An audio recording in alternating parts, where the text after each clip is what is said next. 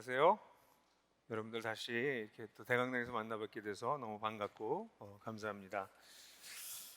여러분들 그냥 제가 한번 여쭤보고 싶은데요. 오늘 교회 오시는데 걸어서 오신 분 손 들어 보시겠어요? 걸어서 오신 분 손 높여 들어주세요. 여기 조금 계시네요. 예, 한 15% 정도 되시는 것 같아요. 자기 가정교회는 자기 가정교회도 나는 아니 이게 차가 없어 돈이 없어서가 아니라 가까워서 나는 걸어간다. 가까운 편에서 걸어갈 수 있는 위치에 산다. 내 가정교회는 걸어간다. 더 적으시네요. 예. 물론 목자님들은 걸어가지 않고 집에 계시니까 손을 안 드신 것 같아요. 제가 이런 질문을 하는 이유는 사실 오늘날 도시가 커져서 교통수단도 발달하고 그래서 굳이 어느 지역에 교회에 나갈 필요도 없고 또 가정교회도 내가 좀 좋아하는 사람들하고 관계를 맺고 가는 게 좋으니까 어떤 지역과 상관없이 가정교회를 하는 경향도 없지 않아 있습니다. 그럼 한번 좀 질문을 해봐야 될 것 같아요. 여러분들 사시는 지역이 있잖아요. 여러분들 살고 있는 동네가 있잖아요. 그 동네에 왜 사십니까? 어쩌다 거기 사시게 됐습니까? 여러 가지 이유가 있겠죠. 아이들 교육 때문에 난 그 지역에 산다. 뭐 이런 분들도 꽤 많고요, 좀 있고요.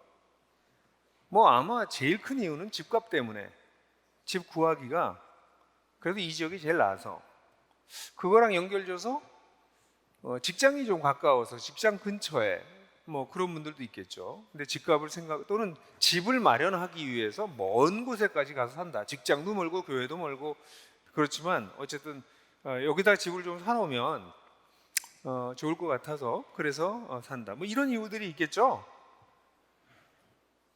저는 오늘 여러분들한테 좀 이상한 질문을 좀 던지는 거예요. 우리 주거에 대한 우리의 사는 장소에 대한 이야기를 좀 나누고 있는 건데요. 내가 어디서 사냐는 사실 내 인생이 됩니다. 그렇지 않나요? 어디서 사느냐는 내 인생에 영향을 굉장히 많이 끼칩니다. 그냥 생각해 보십시오. 여러분들이 아주 크게 얘기하면 어느 나라에 사십니까? 한국에 사십니다. 한국에 사시기 때문에 여러분들의 인생은 이미 규정되고 정리가 상당히 되죠. 한국 가운데서도 어디 사시나요? 수도권에 사십니다. 그럼 수도권에 사는 거랑 지방의 중소도시나 또는 전원의 어떤 지방이나 사는 게 다를 수밖에 없겠죠. 그러니까 여러분들이 수도권에 사는 것이 여러분들에게 영향을 상당히 끼치겠네요. 조금 더 생각해 보면 여러분들이 살고 있는 동네가 여러분들이 살고 있는 지역이 여러분들의 삶에 영향을 끼칠 것입니다. 우리가 그런 생각을 적게 한다 할지라도 어느 지역에 사느냐가 우리의 삶을 상당히 영향을 끼칠 거라고 보여줘요. 저는 우리의 삶터와 일터가 우리가 어디서 사는가, 어디서 일하는가가 사실 우리 인생의 상당 부분을 만들어낸다는 이야기를 여러분들에게 좀 하고 싶은 거죠. 특별히 요즘은 오늘은 제가 좀 삶터에 대한 이야기를 우리가 사는 곳에 대한 이야기를 조금 더 많이 할 텐데요. 일터보다. 왜냐하면 오늘날 시대는 이제 주 5일제 근무가 거의 자리를 잡은 것 같아요. 뭐 그렇지 않은 직종들도 있어서 여전히 6일 또 때로는 7일까지 일하시는 분들도 덜어 있긴 하지만 대부분 이제 5일을 삽니다. 그러니까 주말은 자기가 사는 지역에 머무를 수 있는, 옛날에는 우리가 토요일까지 일했거든요. 그러니까 집엔 정말 잠깐 들어왔다가 일요일날 하루 종일 자다가 월요일날 또 나가서 일하는 이런 노동이 너무 심했던 때를 살았지만 지금은 주 5일제 근무, 거기다가 52시간제가 이제 점점 정부가 강력하게 요청하는 거에 따라서 저녁이 있는 생활이 생기기도 해서 집에 머무는 시간들이 점점 많아지고 있습니다. 전 좋은 현상이라고 생각을 해요. 그렇다면 우리가 살아가고 있는 삶의 현장에서 나는 어떻게 살아가는가 하는 건 좀 중요하지 않을까요? 여러분, 오늘날 우리 도시의 집중 현상이 엄청나게 일어나고 있어서요. 우리 전 세계적인 현상입니다. 1700년대에는 도시에 사는 사람이 2% 정도밖에 되지 않았습니다. 1800년대 10%, 1900년대 초에 40%, 1950년대 50% 정도 됐다가 지금 2000년대에는 거의 70%, 80%까지 육박하고 있고 2050년 되면 90%가 도시에서 살 거라고 사람들이 생각하고 있어요. 이 현상이 우리나라에서도 계속해서 일어나고 있어서 우리나라의 작년 얼마 전에 행안부가 발표한 거에 따르면 소멸 위기의 시와 군과 구가 89곳이나 된다고 합니다. 이제 좀 있으면 소멸될지도 모른다. 인구가 점점 감소하고 있기 때문에. 그래서 소멸 위기에 있는 곳이 90곳, 89곳이 된다고 얘기하고 있어요.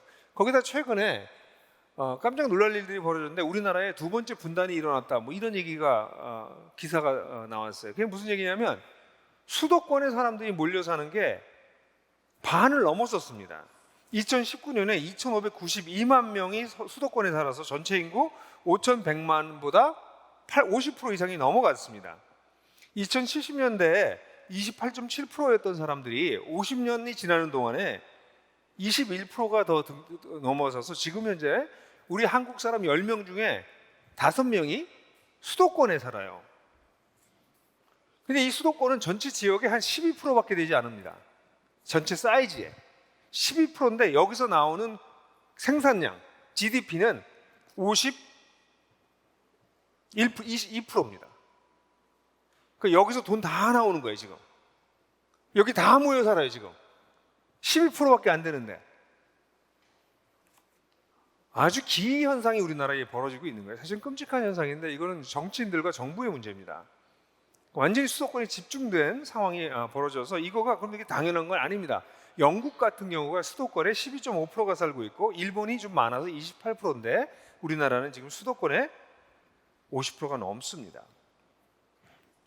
그러니까 우리 여기 지금 복닥복닥 모여 살고 있는 거예요, 도시에.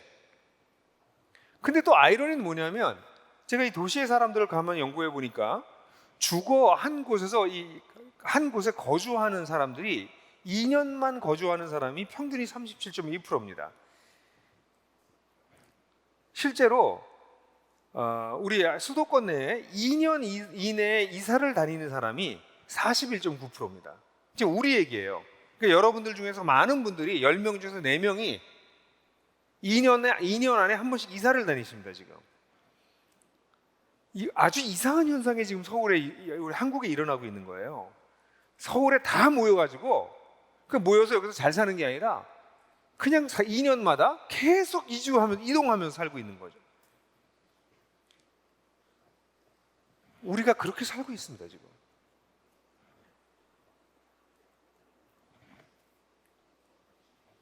그죠? 여러분들 이야기죠. 지금 당장 전셋값 생각하시고 당장 이사 갈 거 고민하고 계시는 분들도 여기 계실 거고 이미 이번 주에 계약하고 오신 분들도 또 계실지도 모르겠습니다.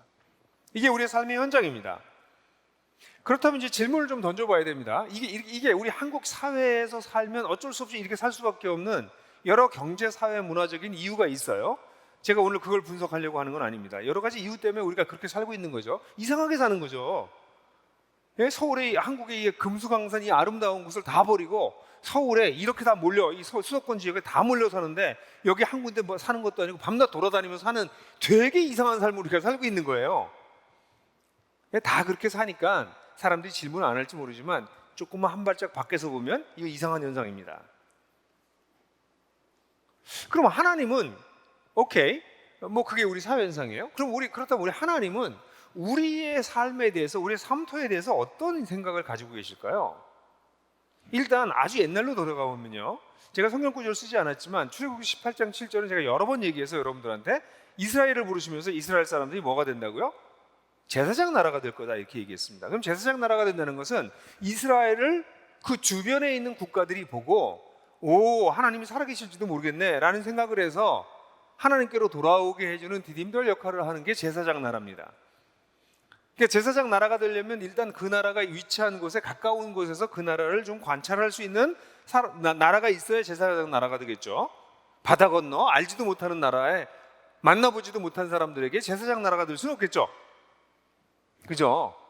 자, 그러고 나서 예수님께서 마태복음 5장에서는 뭐라고 말씀하시냐면 너희는 세상의 빛이다 라고 말씀하셨습니다. 그 산 위에 세운 마을은 숨길 수가 없다. 그러니까 너희는 어느 지역에 딱 있으면 빛이 나서 그걸 숨길 수가 없어. 그래서 그 빛을 보고 사람들이 찾아오게 될 거야. 이런 말씀을 얘기하고 계시는 거거든요. 그러니까 하나님은 우리가 있는 곳에서 빛이 나길 바라는 것이죠. 우리 한 개인을 얘기하는 것이 아니고 너희 공동체는, 그리스도인 공동체는. 그래서 사도 베드로는 우리 출애굽기 말씀과 예수님의 이런 말씀을 받아서 베드로전서 2장에서 너희는 제사장 나라다, 왕 같은 제사장이요, 이렇게 했는데 제가 이거 제사장 나라라고 번역하는 게 맞다, 이런 얘기 제가 해드렸는데, 그 우리는 제사장 나라가 됐다. 그래서 나그네로 살지만 우리가 있는 곳에서 빛을 발하면서 사람들에게 영향을 끼쳐서 주님께 돌아오는 삶을 사는 것이 우리들의 삶이다 라는 것을 얘기했었죠. 그러니까 하나님은 어떤 뜻을 가지고 계시냐면, 우리가 어떻게 살든지 간에 우리가 사는 곳에서 우리의 사는 모습을 보고 사람들이 하나님을 좀 느낄 수 있게, 하나님 계신가? 진짜 하나님이 세상 사람들을 사랑하시나? 그래서 그런 걸 좀 보게 해줘서 그 사람들이 돌아오게 하는 게 그 세상의 빛이다. 너희 세상의 빛이 되라가 아니고요, 그냥 넌 빛이야, 너희 모여 살면 빛이 돼, 이런 얘기를 좀 해주신 거거든요. 재밌죠? 빛이 되라 그렇게 하지 않으셨어요. 빛이야, 넌 빛이야. 여러분, 나들목 교회가 분교한 이유가 여기 있었습니다. 우리가 나들목 교회가 분교한 지 이제 3년째가 됩니다. 올해로서 딱 만년 3년입니다. 떠나는 건 5월 달에 떠났지만 1월 달부터 교회가 한 지붕 밑에서 5개로 나뉘어서 준비하다가 떠났기 때문에 실제로 전체적으로 분교를 한 건 딱 3년이 돼요. 왜 분교했나요? 우리가 대형 교회가 되지 않으려고 분교했다고 생각하시는 분들은 우리 분교를 이해를 못 하시는 분들입니다. 대부분 밖에서는 그렇게 이해합니다. 대형 교회 돼도 괜찮습니다, 건강할 수만 있다면. 근데 우리가 분교한 이유 중에 가장 큰 이유는 너무나 많은 사람들이 자신의 삶터를 떠나서 이곳에 여행하듯이 오신다는 것이에요. 교통이 발전했기 때문에 올 수는 있지만 3, 40분, 어떤 때는 1시간 넘게 운전을 해서 차를 타고 와서 이곳에서 예배를 드린다는 것이죠. 그러니까 우리는 교회가 좋아서 이렇게 올 수 있지만, 이렇게 되는 게 가장 큰 문제는 우리 주변에 사는 사람들이 에게 복음을 전했을 때 그를 데려오기가 어렵다는 것이죠.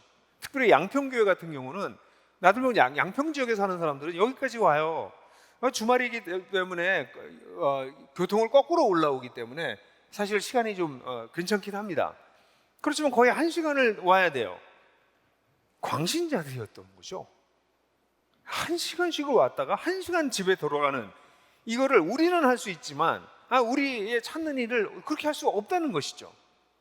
사실 이거는 양평뿐만이 아니라 우리 저기 동탄에 사는 분들이라든가 수지에 사는 분들이라든가 저쪽 목동에 사는 분들이라든가 저기 일산에 사는 분들이랑 다 마찬가지예요. 야, 이거는 곤란하다. 우리가 경험하고 있는 이 하나님 나라의 복음과 이 하나님 나라의 복음으로 말미암은 이 공동체, 우리가 부족하지만 함께 더불어서 사는 이런 삶의 모습을 여기서 이렇게 하는 게 아니라 우리 삶터에서 그렇게 해야 되지 않을까라는 생각을 했던 것이죠. 다시 말해서 하나님 나라의 복음을 우리의 삶의 현장에서 살아내자. 그러기 위해서 우리가 제일 먼저 할 거는 권역화를 해야 되겠다. 왜냐하면 어차피 지역화, 어느 지역에 같이 모여 사는 정도로 좁아들기에는 서울이 너무 크고 우리 성도들이 너무 퍼져 있기 때문에 일단 권역으로 나눠서 중앙에 남는 교회, 동쪽으로 가는 교회, 서쪽으로 가는 교회, 남쪽으로 가는 교회, 그리고 양평으로 가는 교회, 이렇게 권역화를 시키자. 그리고 때가 되면 그 권역화된 교회들 중에서 어느 지역으로 파고 들어가서 이제는 그 지역을 책임지고 그 지역과 함께 살아가는 교회를 지역화도 하자. 이게 이제 우리들의 꿈이었어요. 물론 다들 잊어버리실 수도 있어요. 그렇죠. 우리가 꽤 괜찮게, 재밌게, 완성도 있게, 건강하게 세워지던 교회, 한 1,400명 되는 교회를 갑자기 쪼갠 이유는 대형 교회가 싫어서가 아니고요, 가장 중요한 이유 중에 하나는 우리가 살고 있는 곳에서 빛이 되자. 그게 우리의 목적이었습니다.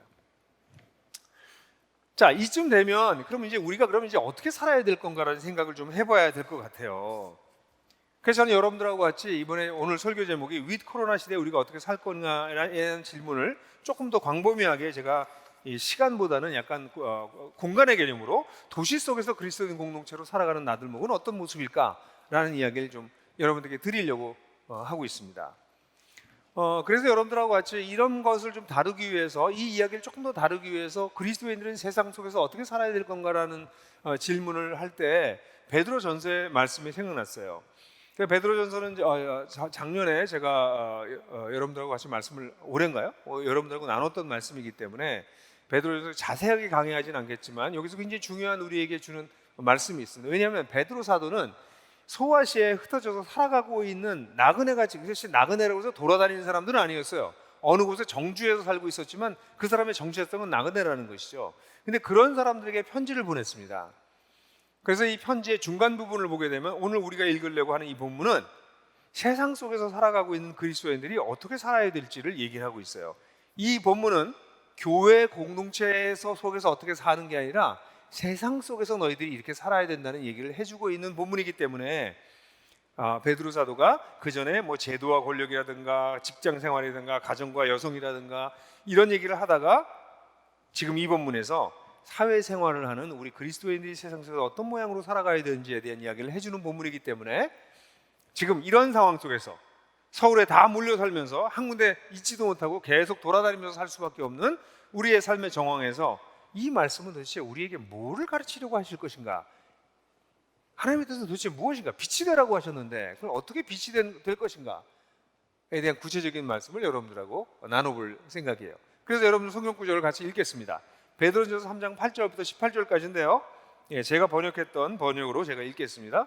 여러분들도 같이 소리내서 읽어주시면 더 좋을 것 같아요. 같이 봉독하는 마음으로 다 같이 읽겠습니다. 시작. 마지막으로 여러분 모두 조화를 추구하고 동정적이며 사랑을 베풀고 따뜻한 마음을 품고 겸손하십시오.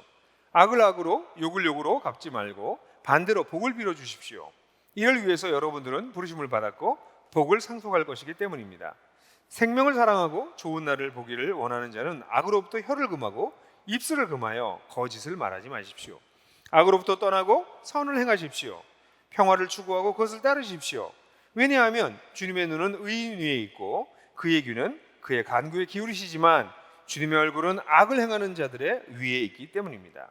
그러니 여러분이 열심으로 선을 행하면 누가 여러분을 해치겠습니까? 그러나 만약 정의를 위해 고난을 받는다면 여러분은 복이 있습니다. 그들의 두렵게 하는 것을 두려워하지 말며 흔들리지 말며 다만 여러분의 마음에 그리스도를 주로 거룩하게 하고 여러분 속에 있는 소망에 대한 이유를 여러분들에게 묻는 자들에게 언제나 답변할 것을 준비하되 온유함과 두려운 마음으로 하고 선한 양심을 가지십시오. 그리하면 그리스도 안에서 행하는 여러분의 선한 행실을 욕하는 사람들이 여러분을 비방하는 그 일로 부끄러움을 당하게 될 것입니다. 선을 행하다가 이것이 하나님의 뜻이라면 고난을 받는 것이 악을 행하는 것보다 낫습니다. 왜냐하면 그리스도 역시 죄 때문에 단번에 고난을 당하셔서 의인으로서 불의한 자를 대신하셨으니 이는 육체로는 죽임을 당했으나 영으로는 살리심을 받아 여러분을 하나님께 인도하시려는 것입니다. 좀 긴 본문이어서 이 본문을 제가 아주 자세하게 해설을 하진 않겠습니다. 근데 이 본문은 세속사에서 살아가고 있는 그리스도인 공동체, 개인과 공동체에게 주는 권면의 말씀이에요. 이 말씀 보면 딱 한마디로 얘기하면 이거예요. 네가 세상 속에서 진실한 이웃으로 살아라, 이겁니다. 한마디로 얘기하면 네가 세상 속에서 진실한 이웃으로 살아라, 그 얘기예요. 이걸 좀 세부적인 사례를 살펴보면 진실한 이웃은 이런 가치를 추구한단다 하면서 8절에 얘기하는 5개의 형용사가 나와요. 조화, 동정, 사랑, 친절, 겸손, 이런 걸 추구하고 살아라 라고 얘기하고 있는 것이에요.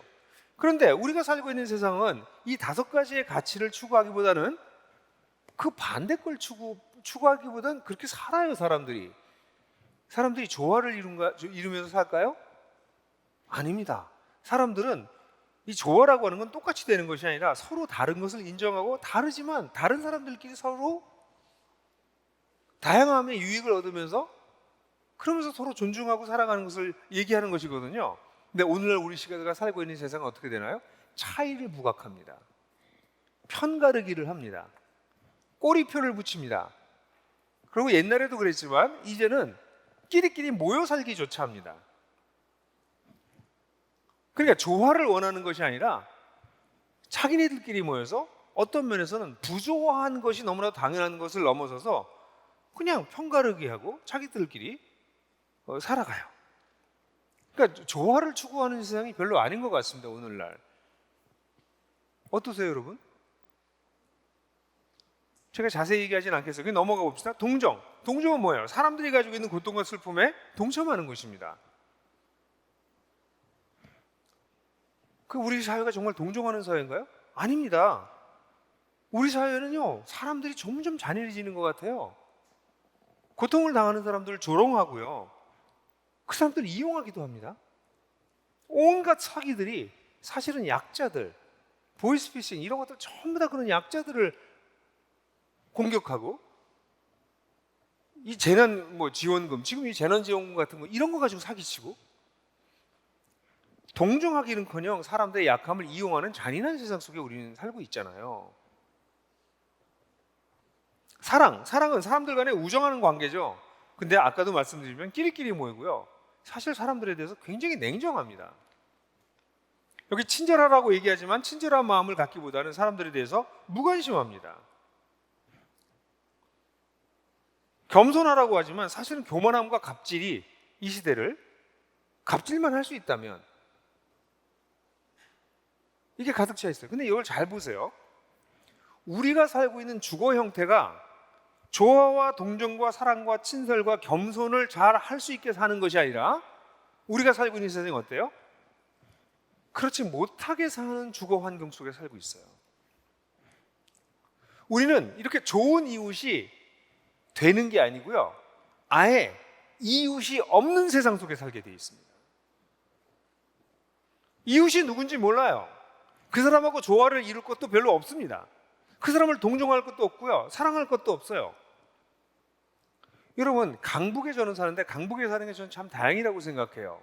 왜냐하면 어떤 아파트, 비슷한 사람들끼리 다 같이 모여 사는 아파트 단지나 아니면 강남에 산다면 저는 저희 동네에서 폐지를 끌고 다니는 기역자로 허리를 굽은 할머니들을 못 만날 거라고 생각해요. 근데 우리 강북에는요, 매일 봐요, 제가. 그런 할머니들이 한 분이 아니라 폐지를 줄 수밖에 없는 노인들을 계속 보거든요. 이게 우리가 사는 세상이라는 게 보이거든요. 근데 어떤 데서 살면요, 그런 게 안 보입니다.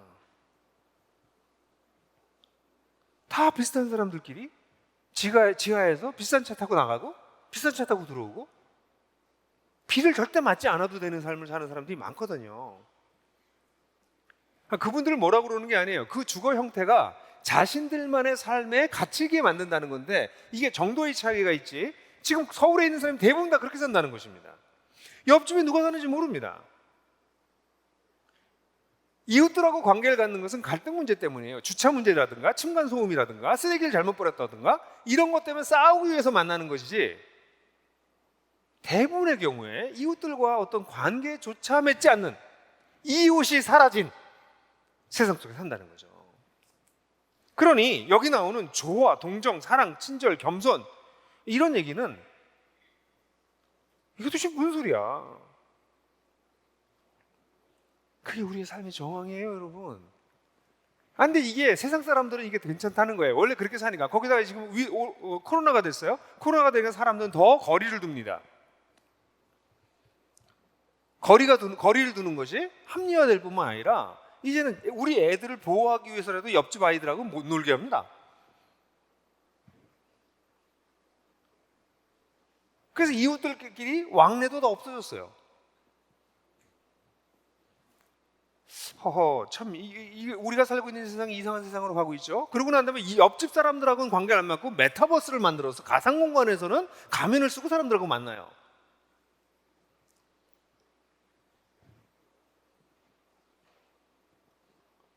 여러분, 우리가 살고 있는 세상이 이런 세상이라고 하는 것을 잘 보셔야 됩니다. 근데 우리가 그 속에 살기 때문에 사실 여기 이 베드로 사도가 얘기한 이 이야기는 딴다리 긁는 것 같아요.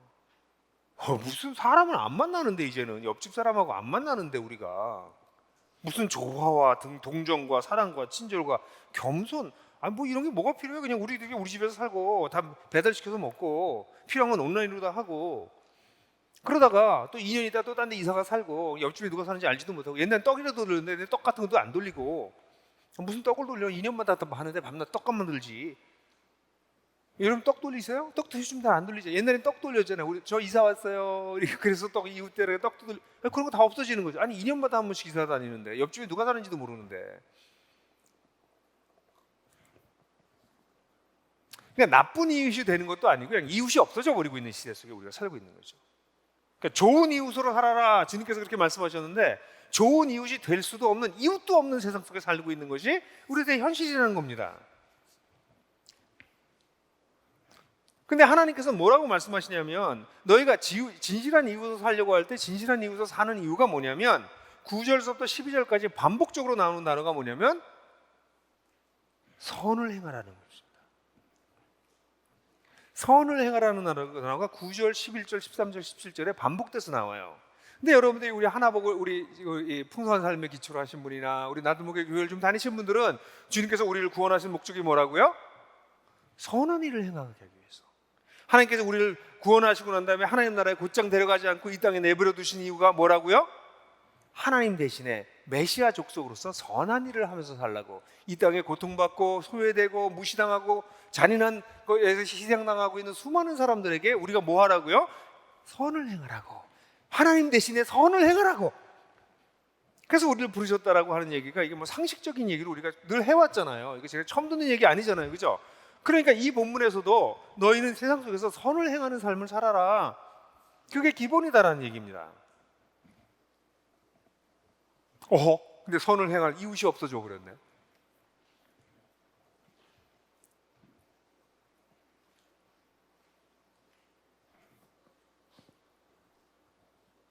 여러분한테 좀 물어보고 싶어요. 여러분들은 하루를 사실 때 하루에 이제 하루가 끝났어요. 하루가 딱 끝나면 이렇게 잠자리에 누워서 내가 오늘 누구에게 선을 행했던가 이런 걸 생각해 보신 적 있나요? 저는 이게 저의 리추얼입니다. 매일 밤마다 잘 때 하는 일 중에 하나입니다. 기도하고 뭐 하고 나 누워서 잠들기 전에 누워서 오늘 아침부터 저녁까지 만났던 사람들을 생각하면서 제가 어떤 선을 행했는가, 내가 누구에게 무슨 일을 했는가를 돌아봅니다. 쭉. 왜냐면 그게 제 인생의 목적이기 때문에, 하나님이 저를 구원하신 목적이기 때문에 나는 오늘 뭘 했지? 내 이웃들에게, 내가 만난 사람들에게 어떤 선을 행했지? 오늘은 이런 거 좀 잘못했네. 그때 좀 그 사람 마음을 좀 더 들여다볼 걸. 오늘 내가 그 사람에게 전화했더니 그 사람이 참 위로를 받는 눈치였어. 감사하네. 내 전화 하나가 뭐라고. 여러분 어떠세요? 놀랍게도요, 그리스도인들 가운데 하루에 선을 행하는 게 하나도 없이 그 잠질에 드는 사람이 있어요. 한 개도 못 찾는 사람이 있어요. 의식하지 않기 때문에. 근데 여러분들이 정말 그리스도인이라면 우리가 사는 목적은 이 깨지고 상하고 이 냉정하고 잔인하고 무관심하고 차별과 끼리끼리 자기들끼리 몰려 사는 이런 세상 속에서 아니에요. 우리가 서로 도와가며 살아가며 자비를 베풀며 겸손하고 그러면서 사는 거예요. 그거를 우리의 삶터와 일터에서 살아내도록 부르심을 받은 거예요. 그래서 너희가 세상의 빛이다. 너희가 제사장 나라다. 이렇게 말씀하신 이유가 그런 거예요.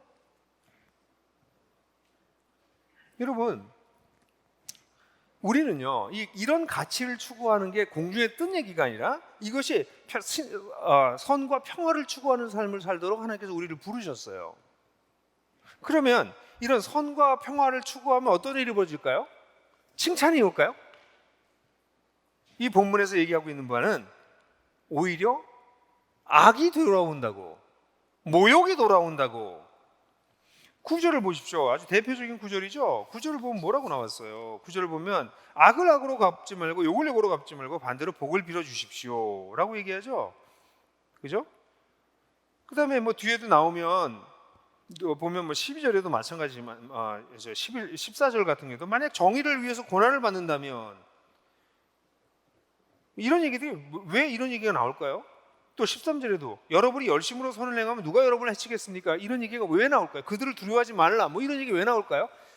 여러분, 착하게 살면요 손해봐요. 세상에서는요 정의를 위해서 살면요 핍박을 받아요.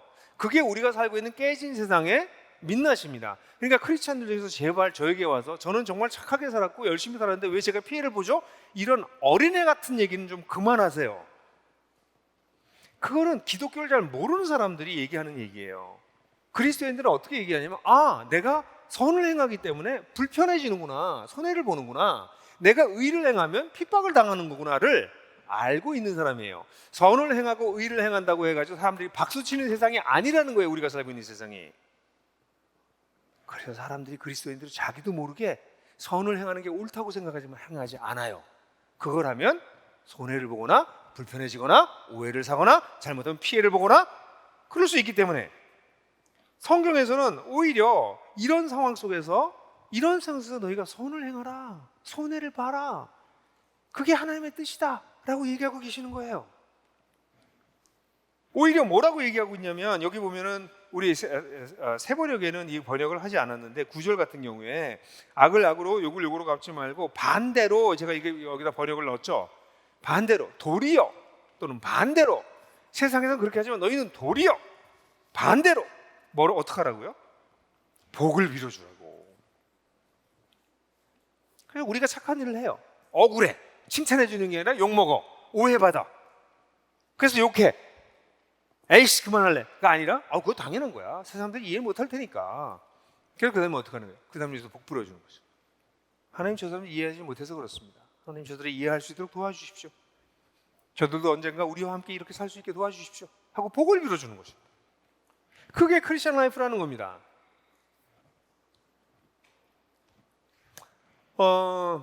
실제로요, 여러분들이 이게 선을 행하려고 한단 말이에요. 동네에서 예를 들어서 무슨 얘기를 할까요? 할 얘기들 굉장히 많은데 동네에서 이 분리수거를 잘 안 해, 동네 사람들이.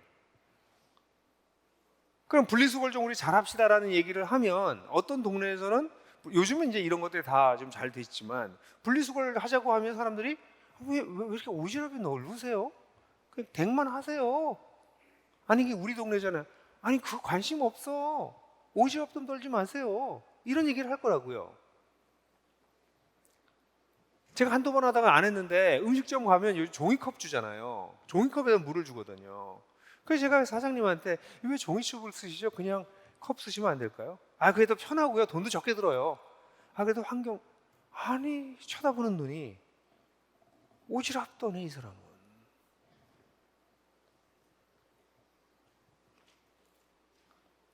여러분 물티슈 있죠. 물티슈가 이게 쓰면 안 되거든요. 그래서 저는 물티슈 안 써요. 정말 1년에 한 10장도 안 쓸 거예요. 어쩔 수 없이 써요. 그 쓰면 빨아가지고 또 써. 제가 빨아서 써보니까요, 계속 쓸 수 있어, 걸레처럼.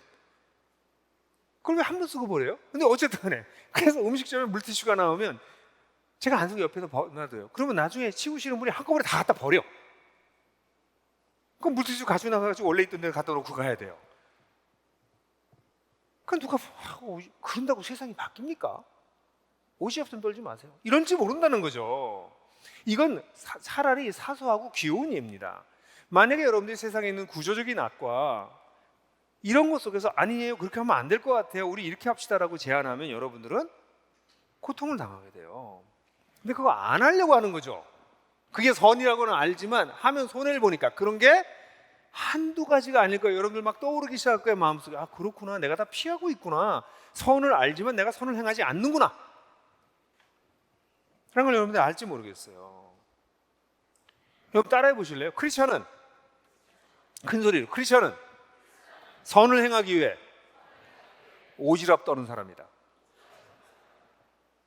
여러분 뒤통수에서 오지랖 떨지 마 라는 소리가 들면, 아니야, 난 이렇게 살라고 부르심을 받았어 라고 얘기하고 오지랖 떠셔야 됩니다.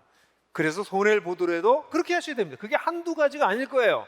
왜냐하면 아까 얘기했던 것처럼 세상은 조화, 동정, 사랑, 친절, 겸손을 추구하고 있는 데가 아니라 홀로 튀고 부조화하고 잔인하고 냉정하고 무관심하고 교만하고 갑질하는 세상이 가득 차 있기 때문에, 거기서 그걸 조금 더 반대로 움직이기 시작해서 선한 일을 하려고 그러면 반드시 여러분들은 어려움을 겪을 거예요. 괜찮아요, 겪으세요. 그게 복 받는 길이에요. 우리가 그러라고 부르심을 받았다는 거예요.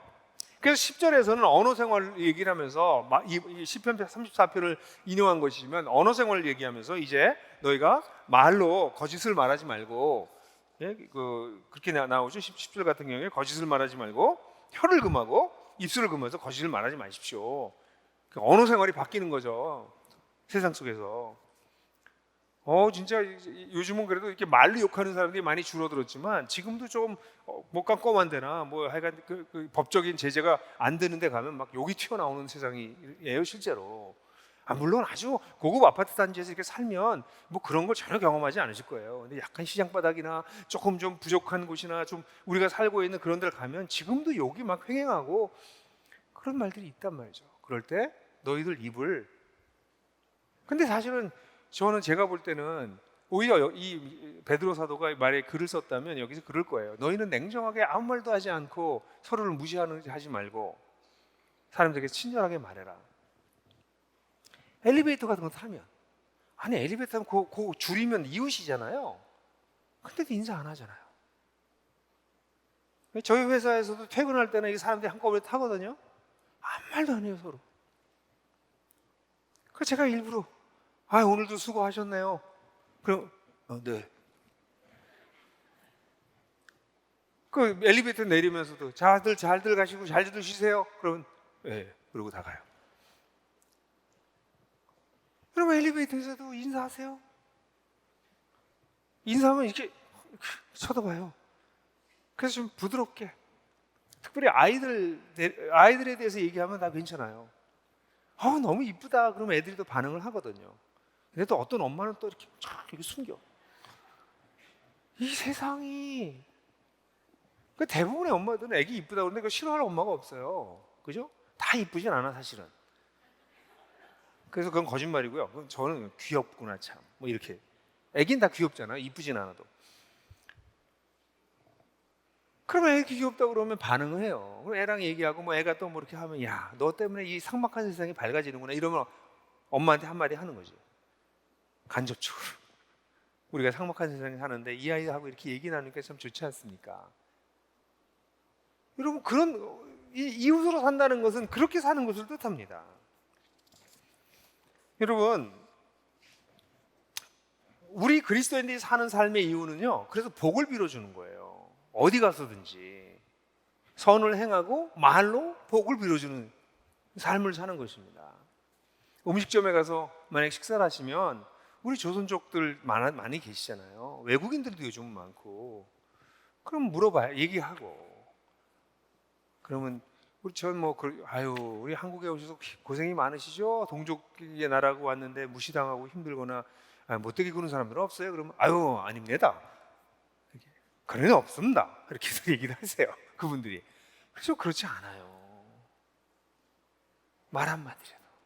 외국인 노동자들도, 외국인이 와서 우리나라에 와 있는 우리 이웃들에게 친절하게 한마디 더 하고 그러라고 우리를 부르신 거란 말이에요. 그러니까 우리는 이게 무슨 돈을 쓰고 이게 아니라 마음을 늘 열고 우리 주변에 그런 게 필요한 사람들을 늘 돌보는, 제가 오늘 얘기하는 건 교회 안에서는 물론이요, 교회 안을 넘어서서 이웃들 속에서도 그렇게 살도록 우리를 부르셨다는 것을 얘기를 하는 것이에요. 그렇게 되면 어떤 일이 왜 우리가 이런 삶을 살아요? 이게 우리가 복을 상속받을 사람들이기 때문에 그래요.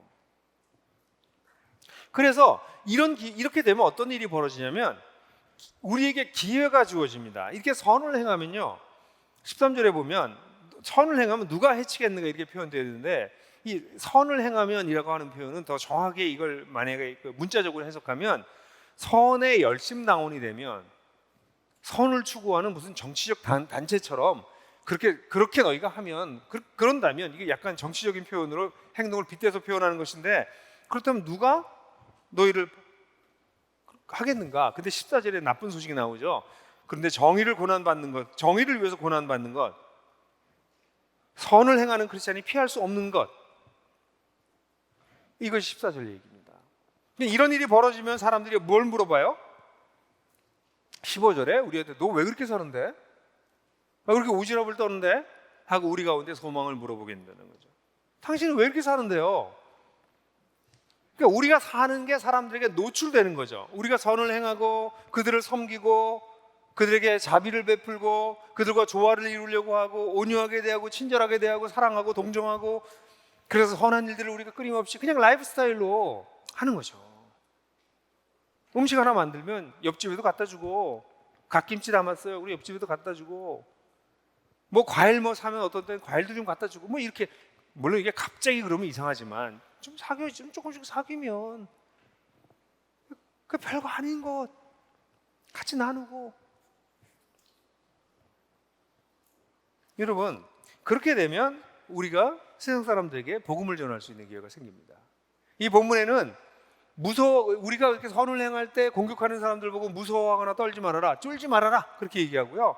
그리고 내 마음의 중심을 점검해서 그리스도를 주로 삼아서 그 다음에 그것을 전도의 기회로 삼아라, 대답할 것을 준비해라. 그때 너희가 통합된 인격을 가져라, 온유와 겸손과 두려워하는 마음을 가져라 라고 얘기하고 있어요. 마지막에 하나님께서 이런 것으로 복을 줄 것이다 라는 것까지 끝을 생각해라. 제가 이걸 자세하게 오늘은 설명하지는 않겠어요. 근데 여러분들, 이 얘기가 뭐예요? 우리가 선을 행하는 걸 통해서 사람들과 관계를 맺게 되고, 관계를 맺게 되면 어떤 일이 벌어질까요? 그 사람들이 하나님에 대한 궁금증을 갖기 시작합니다. 그래서 궁극적으로는 전도하기 위해서 선을 행한 것은 아닌데, 이웃들에게 좋은 이웃이 돼서 그들에게 선을 행하면 결국 어떤 결과에 우리 나오나요? 사람들이 주님께로 돌아오는 것으로 열매가 나옵니다. 저는 옛날에는 제가 우리 나들목교회를 섬길 때는 우리 교회에 와서 예수를 믿는 분들을 돕느라고 너무 바빴는데, 우리 나들목의 자랑이었죠. 대신에 아쉬웠던 건 저의 삶의 현장에서 사람들에게 복음을 전하는 일들을 많이 할 수는 없었어요. 제 이 시간이 한도가 있으니까. 근데 요즘은 제 삶의 현장에서 하나님을 전할 수 있는 기회가 점점 많아져서 너무 감사해요. 너무 많아서 뭘 해야 될지 모를 정도로 하나님을 전할 수 있는 기회가 널렸다는 것을 발견해요. 뭐 이번에도 저에게 너무 큰 기쁨이지만, 우리 제 동생 중에 하나 아들이 결혼한다고 해서 피앙세를 데리고 저를 찾아왔어요. 그래서 같이 인사하는데 얘기를 듣다가, 약혼녀하고 얘기를 듣다가, 뭐 둘 다 신앙이 별로 없죠. 하나는 천주교 출신이고 자매는, 우리 아들은 기독교 집안에서 태어났지만 신앙이 거듭나지 않은 그런 친구예요. 그래서 아내하고 저하고, 너희 결혼 그렇게 쉽게 하는 거 아닌데, 그 우리 결혼 학교 신혼부부들이 할 수 있는 우리 자료를 우리가 만들고 있으니까 그거 한번 해볼래? 너희가 우리가 시간 내줄 수 있어. 그래서 신혼부부 학교라고 하는, 신혼부부를 위한 풍성한 삶의 기초라는 제 아내하고 저하고 같이 쓰는 책인데요. 그게 이제 원고가 거의 끝났기 때문에 그걸 가지고 우리가 한번 할래? 그래서 한 6주 정도 토요일마다 와서 3시간씩 얘기했어요. 뭐 남도 해주는데 내가 조카를 못 해주겠어요. 끝날 때쯤에 돼서 얘기하면서 맨 마지막에 재정 파트예요. 근데 이 세상에서 이 돈 문제가 심각한데 이걸 이길 수 있는 힘이 너희들한테 있냐? 이 돈의 문제를 극복할 수 있는 거는 하나님을 믿지 않으면 이게 도저히 안 된다. 돈보다 센 분은 하나님밖에 안 계시다, 세상에. 내가 볼 때는. 근데 하나님이 너희들의 인생의 주인은 아니고 교회를 그냥 다니는 사람들이니, 이 문제가 평생 너희를 괴롭힐 것이다. 너희가 돈을 아무리 많이 벌어도 돈 문제에서 자유롭지 못할 것이다. 그래서 하나님에 대해서 알고 싶으면 나한테 얘기해라. 내가 시간 또 내줄게. 연락을 안 하더라고. 근데 한 3주쯤 지났는데 또 전화가 왔어요. 외삼촌, 시간 내주실 수 있어요? 내줄 수 있지. 그래서 6주인가를 또 3시간씩 만났어요. 토요일마다 우리 집에 와서. 8월 달에 둘이 같이 예수님 영접했어요. 그리고 이제 우리 꿈꾸는 교회 쪽에 보냈어요. 지금 꿈꾸는 교회에서 하늘가족들 인도를 하고 있어요. 여러분, 우리가 할 수 있는, 우리가 만나는 사람들에게 우리의 시간을 줘야 돼요. 우리의 에너지를 줘야 돼요. 제가 그 케이스 한 케이스만 얘기하지만 사실은 얘기하고 싶은, 간증하고 싶은 얘기 많아요. 근데 결국은 우리가 사람들을 사랑하고, 그러니까 예수를 믿게 하려고 사랑하는 척 하는 게 아니에요. 진짜 사랑하는 거예요. 그러면 그들이 언젠가 주님에 대한 관심을 갖고 돌아오게 된다는 거죠. 나들목 교회를 분교한 이유 중에 가장 큰 이유는 우리 주변에 있는 이웃들에게 이 좋은 주님을 소개하기 위해서, 그러기 위해서 어떻게 해야 돼요? 우리 자신을 노출하기 위해서였던 것이죠. 여러분, 그렇다면 이제 제가 구체적인 얘기를 좀 같이 나눠볼까 해요. 우리 수도권에서 이 코로나 상황에서, 이제 코로나가 이제 끝나가지만 이 상황에서 어떻게 우리가 진실한 이웃으로 살까라는 질문이에요. 첫 번째, 여러분들의 주거와 공간의 중요성을 잊지 마십시오. 진정한 이웃이 되려면 이웃으로 사셔야 됩니다. 아니, 진정한 이웃이 아니라 이웃부터 먼저 돼야 돼요. 그럼 여러분들이 살고 있는데 사람들이 살고 있다는 것을 잊어버리지 마십시오. 여러분 집 옆집에도 사람이 살고 있고요, 밑에 집에도 살고 있고요, 건너집에도 사람들이 살고 있고요, 전부 사람들이 살고 있습니다. 그들이 다 여러분들이 사랑할 수 있는 사람들입니다. 뭐 사랑한다고 해서 생명까지 내주라는 얘기가 아닙니다. 친절하게 말 한마디 할 수 있는 사람이고, 반찬 하나 나눠 먹을 수 있는 사람들이고, 그 집 아이 쓰다듬어 줄 수 있는 사람들이고. 여러분, 그게 주님의 뜻이라는 걸 잊지 마십시오. 교회 와서 바닥바닥바닥 하고 여기서 뭐 하고 이거 하는 이유는 세상에 나가서 사람들을 사랑할 수 있는 힘을 얻기 위한 거지, 여기 와서 하는 게 목적이 아니에요. 교회는 늘 제가 얘기하지만 여기 와서 신앙생활을 하는 게 아니고요, 여기서 힘을 얻어서 사랑하는 법을 배워서 세상에 나가서 선을 악으로 갚는 사람들까지 사랑하려고 여기서 우리가 모여서 훈련하는 거예요. 그래서 여러분들의 주거 공간을 더 생각해 보십시오. 어떻게 내가 사는 데서 이웃들을 위해서 할 수 있을까? 뭐 기도부터 시작할 수 있겠죠. 야, 앞집에 밤낮 부부싸움 하는 것 같은데 저 어떡하지? 안타까운 마음으로 기도하고. 물론 우리 집에서 부부싸움 하고 있으면 먼저 우리 집부터 기도해야 되겠어요. 기도하고 어느 날 만나서 얘기하다가 대화가 통하면 우리도 똑같이 싸웠는데 우리가 어떻게 이걸 극복하게 됐는지 좀 얘기도 하고. 결국 하나님 얘기할 수밖에 없잖아요. 사실 모든 게 그리스도께 연결되지 않나요? 그래서 여러분들 주거 공간을 잘 생각해 보십시오. 그러기 위해서 한 가지 여러분들이 생각하셔야 될 거는, 제가 볼 때는 이거는 굉장히 중요한 요소입니다. 먼저 좋은 이웃이 되려면 홀로는 힘들어요. 모여 살기를 시도해 보십시오.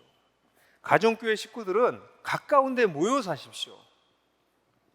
위드 코로나 상황이 돼서 이제는 자유롭게 만날 수 있는 상황이 됐다고 얘기하지만 그렇지 않습니다. 이제 이런 상황은 계속 반복될 것이고, 여러분들이 이 코로나 상황에서 경험했지만 만나지 않았던 가정교회들이 점점점 약해진 것을 경험할 것입니다. 가정교회가 어떤 모양으로든지 뭐 2명, 3명, 4명이든지 1대1이든지 모임을 지속해왔던 가정교회들은 지금 별로 흔들리지 않을 겁니다. 오히려 만나서 너무 반가울 거예요. 근데 코로나라는 이유로 아예 만나지는 않았던 가정교회들은 다시 회복하기가 쉽지 않을 겁니다. 왜냐하면 사랑한다는 거는 메타버스에서 할 수 있는 게 아니기 때문에 그렇습니다. SNS로 사랑할 수 있는 게 아니기 때문에 그렇습니다. 그래서 저는 먼저 우리 식구들이, 우리 가족들이 가정교회들 정도들이 좀 가까이서 사는 쪽으로 재편하거나 2년마다 한 번씩 이사를 하신다면 차라리 그 근처로 이사를 가려고 애를 쓰십시오. 집값이 중요합니까? 자녀 교육이 중요합니까? 집 사는 게 중요합니까? 이거 다 중요하겠죠. 이거보다 더 중요한 것은 우리가 세상 속에서 빛으로 드러날 수 있는 주거 환경입니다. 여러분 정말 그렇게 믿으십니까? 집 사고 애 키우고 평수 늘려가고 이게 가장 중요한 일입니까? 그것도 중요하겠죠. 근데 그것만 여러분들 마음속에 있다면 이제 여러분들의 마음에 새로운 디멘전을 꼭 넣으십시오. 내가 어떻게 살면 세상 속에서 빛으로 드러날 수 있을까? 우리가 어떻게 빛으로 드러날 수 있을까? 우리가 사는 모습을 보고 사람들이 이 사람들은 좀 다르네? 라고 느끼게 만들 수 있는 삶은 없을까? 저 용두동집이에요. 용두동집 식구들이 살잖아요. 근데 용두동집에 대해서는 뭐 할 얘기가 굉장히 많지만, 최근에 제가 이렇게 들여다보면서 재밌는 것은, 용두동집에서 예를 들어서 우리 외국인 학생들을 데려다 밥 먹이고 뭐 이런 거 하거든요. 사람들이 관심 보겠죠. 그걸 들여다보겠죠. 또 요즘엔 달리기 한대요. 달리기. 그럼 달리기 클래스를 하는데, 그 용두동집에 있는 한 형제가 그걸 하는데 한 5명은 용두동집이고 5명은 이제 밖에 있는 식구들이에요. 밖에 우리 이 동네 사람들이에요. 함께 달리면서 얘기도 하고 운동도 하고 그러다 이웃이 되고. 용두동집 같은 경우에는 카페가 있잖아요. 카페에 이 동네 사람들이 와요. 거기 꼭 제가 인사하는 한 아저씨가 있는데, 그분은 이 리어커를 끌고 지나가다가 꼭 들리세요. 제가 만날 때마다 인사하고. 그래서 마음이 좀 싸해요. 근데 어쨌든 간에 여러분, 함께 살면서 가까이 살면서 할 수 있는 일이 굉장히 많거든요. 그거 하자고 우리가 모여 사는 겁니다. 별내, 우리 동행교회에 별내에 모여서 아파트를 졌잖아요. 그 별내에서 일어나고 있는 일을 보면 정말 별나요. 한번 들여다보십시오. 제가 오늘 얘기를 다 해드릴 수는 없는데 거기 500세대 중에서 거의 60세대가 나들목 가족들이에요. 그 사람들이 거기에서 전혀 다른 아파트 단지를 만들어내고 있습니다. 같이 모여 사니까.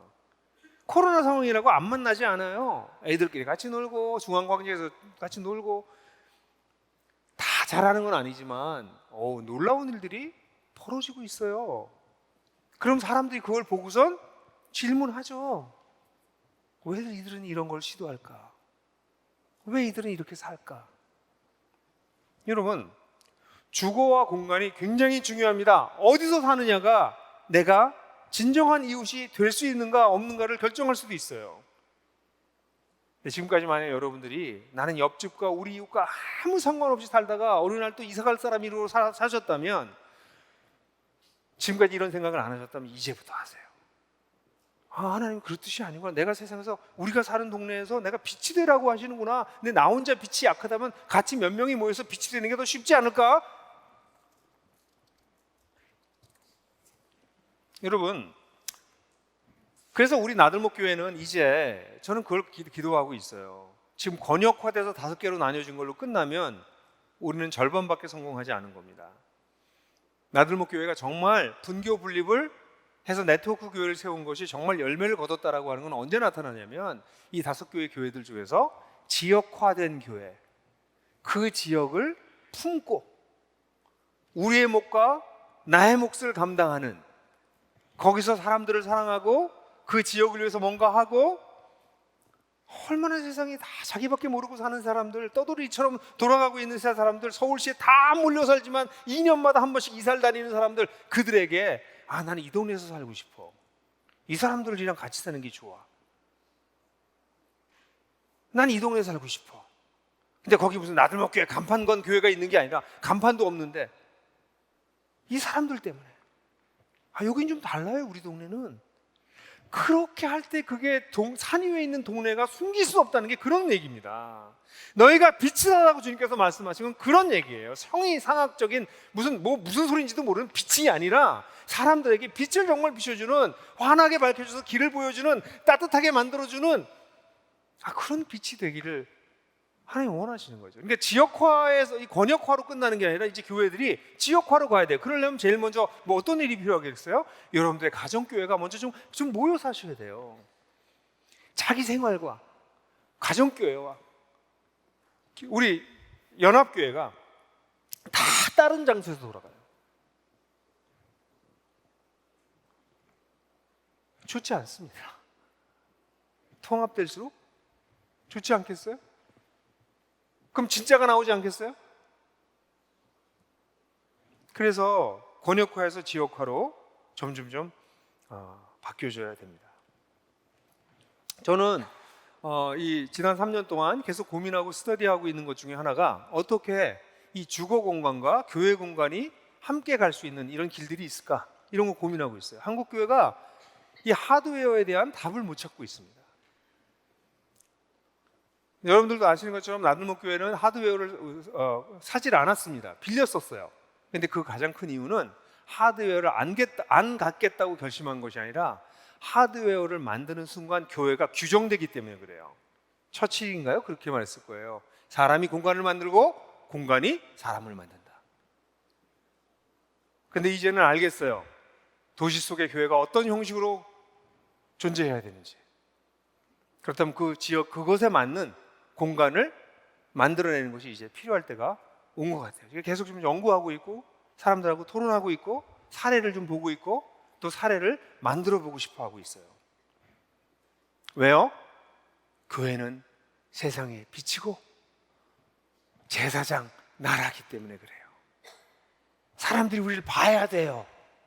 우리를 보여줘야 돼요. 있는 그대로 우리가 사는 모습을, 우리의 소망을, 우리가 다른 걸 추구할 수밖에 없는 이유를, 우리가 완전해서가 아니라 그게 교회이기 때문에 그래요.